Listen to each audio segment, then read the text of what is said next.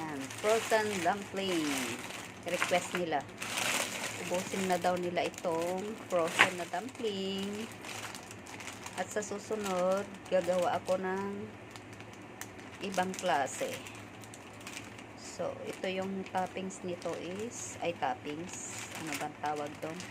Yung nasa loob nito is yung purple and green na repolyo at saka carrots. So, sa susunod daw, gagawa ako ng ano na nga yun? Basta iba. Spinach daw naman yung ilalagay ko at saka carrots. Tapos, water chestnut. Yan. At saka yung tainga-tainga ng ano. Basta yung tainga-tainga.